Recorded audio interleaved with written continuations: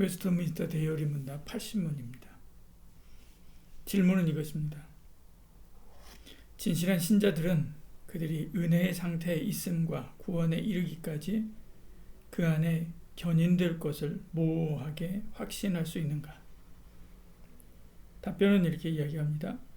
그리스도를 진실로 믿고 그 앞에서 모든 선한 양심으로 행하고자 노력하는 자들은 비상한 계시 없이도 진실한 하나님의 약속에 근거한 믿음과 그들에게 주신 생명의 약속을 주신 은혜를 스스로 분별할 수 있도록 하시며 그들이 하나님의 자녀인 것을 그들의 영으로 더불어 증거하시는 성령에 따라 그들이 은혜의 상태에 있음과 구원에 이르기까지 그 안에 견인될 것을 모호하게 확신할 수 있다.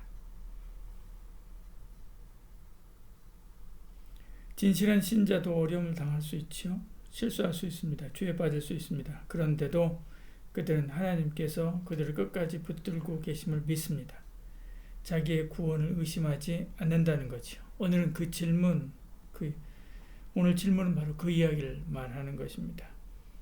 답변, 그리스도를 진실로 믿고 그 앞에서 모든 선한 양심을 행하고자 노력하는 자들은 이렇게 답변을 시작합니다.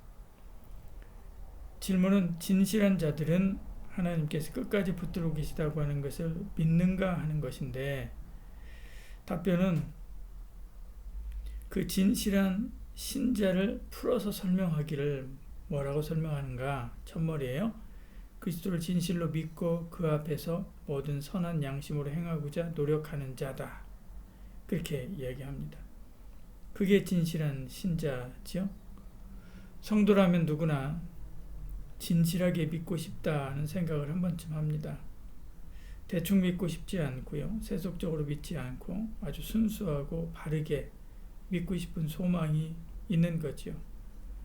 웨스트민스터는 그 진실한 신자를 뭐라고 정의하는가? 그리스도를 진실로 믿고 그 앞에서 모든 선한 양심을 행하고자 노력하는 자, 이렇게 정의하고 있는 것이죠. 일단은 예수를 믿어야 되는 겁니다. 그래야 신자가 되죠. 그래야 성도라고 할 수 있습니다. 요한일서 5장 13절에는 내가 하나님의 아들의 이름을 믿는 너희에게 이것을 쓰는 것은 너희로 하여금 너희에게 영생이 있음을 알게 하려 함이라, 이렇게 말씀하죠. 어떤 사람은 이것을 간과하고 그저 생활만 이야기하지만 그렇지 않습니다. 아무리 정결하고 바르게 살아도 예수님을 믿지 않으면 그는 신자가 아니고요, 성도가 아니죠. 그렇다고 그런 사람이 아무렇게나 사는가? 그렇지 않죠. 그런 사람이야말로 선한 양심을 가지게 됩니다. 그 양심을 따라 선한 삶을 사는 거죠. 그러면 그 선한 양심이 뭔가? 어떤 사람은 어떤 일을 했을 때 양심이 찔리지 않습니다. 근데 어떤 사람은 양심에 찔린다라고 말하죠. 예를 들어서 정치에 몰입한 분들 중에 이런 사람이 있습니다. 갑이라고 하는 정치인이 어떤 행동을 했습니다. 그에 대해서 어떤 사람은 그럴 수도 있다라고 생각하고요. 또 다른 사람은 그것은 절대 용서할 수 없다라고 말합니다. 자기들이 좋게 평가하거나 나쁘게 평가한다고 해서 무슨 불이익을 당하거나 그러지 않습니다. 그러니까 자기 양심에 따라서 편하게 자기 주장을 하는 것이지요. 그럼 그들이 서로 다르게 평가하는 기준은 자기 양심인데요. 그러면 그 양심이 다르다는 말입니까? 다르죠. 그 다른 양심을 세우는 그런 기준이 뭔가? 어떤 사람은 윤리, 어떤 사람은 도덕, 어떤 사람은 경험, 다양할 것입니다. 그런데 성도는 그 양심의 기준이 뭐냐? 하나님의 말씀이 되어야 되는 거죠. 그 말씀을 따라 살아야 되는 것입니다. 하나님도 그때 비로소 하나님을 진실로 믿는다 알고 진실로 믿고 있다라고 평가하는 것이죠. 요한일서 2장 3절에 우리가 그의 계명을 지키면 이로써 우리가 그를 아는 줄로 알 것이요, 이렇게 말씀하고 있는 것을 보죠. 이것이 진실한 신자, 성도라고 할 수가 있습니다.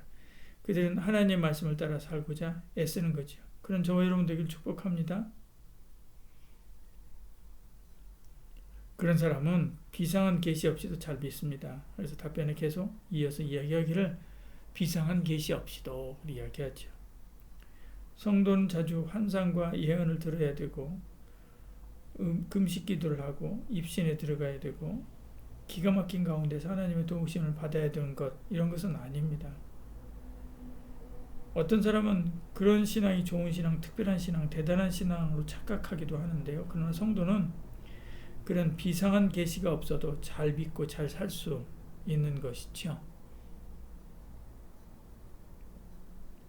답변은 계속 이어서 이야기합니다. 진실한 하나님의 약속에 근거한 믿음과 그들에게 주신 생명의 약속을 주신 그들에게 생명의 약속을 주신 그 은혜를 스스로 분별할 수 있도록 하시며 그들이 하나님의 자녀인 것을 그들의 영으로 더불어 증거하시는 성령에 따라 그렇게 이야기하죠. 그들은 진실한 믿음과 은혜를 통해서 자신이 하나님의 자녀라고 하는 것을 알 수 있는 것입니다. 누구 때문에요? 성령 하나님 때문에. 네, 그런 이야기입니다. 성령 하나님은 하나님의 약속을 믿게 하려고 우리 안에서 하나님의 생명이 있음을 알게 하십니다. 보십시오. 로마서 8장 16절에요. 성령이 친히 우리의 영과 더불어 우리가 하나님의 자녀인 것을 증언하시나니 이렇게 말씀하죠. 성령님은 우리가 예수 그리스도를 구주로 믿음으로 성부 하나님이 우리에게 자녀를 주셨다라고 하는 것을 증언하여 주시는 것입니다. 우리의 영과 더불어 증언하여 주신다 이렇게 말씀하죠. 또 고린도전서 2장 12절 이렇게 말씀합니다. 우리가 세상의 영을 받지 아니하고 하나님께로부터 온 영을 받았으니 이는 우리로 하여금 하나님께서 우리에게 은혜로 주신 것들을 알게 하려 하심이라. 성령님을 보내주시는데 성령님은 하나님께서 우리에게 주신 은혜를 알게 하신다. 그런 얘기죠. 그래서 감사하게 하시는 것입니다. 우리 속에 감사가 메말라가는 것은 그 은혜를 깨닫는 것이 더디다는 것이고요. 그것은 성령 충만해서 멀어지고 있다라고 하는 증거이기도 합니다. 그러면 메마른 사막을 홀로 걷는 것 같이 힘듭니다. 사는 것이 힘들고 일하는 것이 힘들죠. 메뚜기도 짐이 되기 때문에 자식도 가족도 친구도 다 부담되는 거죠. 그때 다시 성령 충만을 받기 위해서 말씀과 기도로 나가야 됩니다. 그러면 성령님의 은혜가 임하지. 우리의 심령이 촉촉해져서 이것도 감사하고 저것도 감사하고 이것도 은혜고 저것도 은혜라 이렇게 고백하는 거죠. 이 모든 일들을 누가 하시는가? 성령님이 우리 안에서 하신다는 것입니다.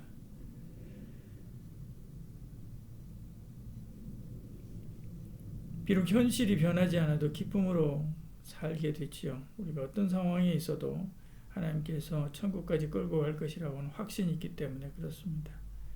성령 충만한 사람은 이렇게 사는 것입니다. 답변 마지막에 이렇게 이야기합니다. 그들이 은혜의 상태에 있음과 구원에 이르기까지 그 안에 견인될 것을 무호하게 확신할 수 있다.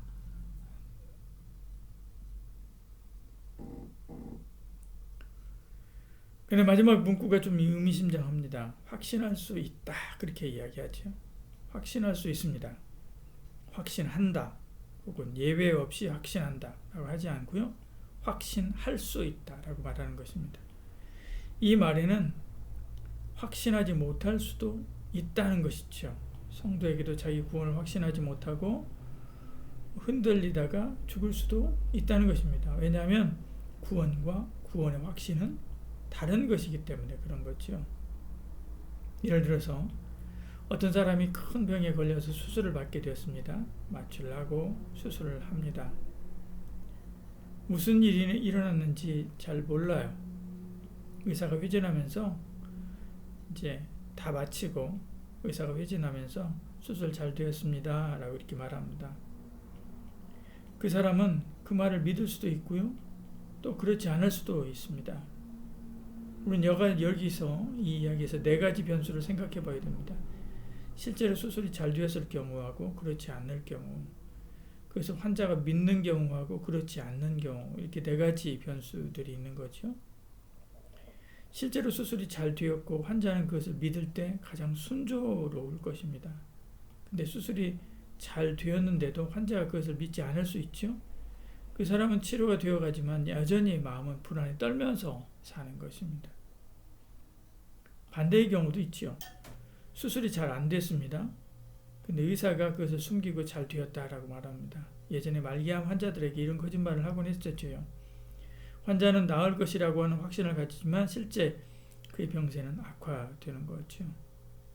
마지막으로 수술이 잘 안 되었고 환자도 그것을 아는 경우가 있습니다. 이 상태는 절망이 있죠. 죽음을 받아들이게 됩니다. 이것을 믿음의 이야기로 바꿔봅니다. 우리의 구원은 전적으로 하나님의 은혜입니다. 그 은혜에 의해서 택함받은 사람과 그렇지 않은 사람으로 나눌 수 있는 것이죠. 다시 말해서 구원이 확실한 사람과 그렇지 않은 사람이 있다는 것입니다. 구원이 확실한 하나님의 택함받은 사람이 자기 구원을 믿는 경우가 있고 또 믿지 않는 경우가 있는 것입니다. 구원이 없는 경우에 유기 상태에 있는 사람이 하나님의 앞에서 유기 상태에 있는 사람이 자기 구원을 받을 것이라고 믿는 경우와 또 그렇지 않은 경우가 있을 수 있지요. 여기도 똑같습니다. 구원이 확실하고 그것을 믿는 경우가 가장 좋지요. 하나님도 그것을 원하십니다. 오늘 그것을 위해서 세 가지를 사용하고 있는데 그 무엇인가? 믿음, 양심, 성령, 선한 양심 그리고 성령이다. 그렇게 이야기하고 있는 것을 보죠. 이런 성도가 가장 바람직하고 행복하게 됩니다. 그런데 구원이 확실한데도 스스로 믿지 않는 경우가 있습니다. 그래서 늘 자기가 구원받았다라고 하는 것을요. 그래서 늘 불안에 시달리지요. 겁을 먹습니다. 내가 이러다 구원을 받을 수 있는가? 라고 의심하면서 자기를 닥달하는 거죠. 두려움 속에서 신앙생활을 합니다. 이런 성도가 가장 안타깝다고 할 수 있죠. 구원이 없는데도 스스로 구원받았다고 착각하는 경우도 또 있습니다. 이단에 빠진 사람들이 있죠. 혹은 자기 열심에 빠진 사람들입니다. 교회 안에도 이런 사람들이 있을 수 있습니다. 그들은 종교가 주는 위안 그것으로 살지요. 구원이 없고 또 자기도 그것을 압니다. 그래서 불안 가운데 삽니다. 그들이 가장 불행하다고 할 수 있습니다. 평생 불안에 떨며 살다가 결국엔 지옥에 떨어지는 것이지요. 저와 여러분은 이 구원 받았지만 하나님의 택한 백성이지만 그럼에도 불구하고 불안에 떨고 있는 자들 그들을 위해서 우리는 나가서 그들에게 구원의 확신을 이야기를 하고 또 그들을 주께로 돌아오게 하고 라고 하는 그런 일들을 감당해야 합니다.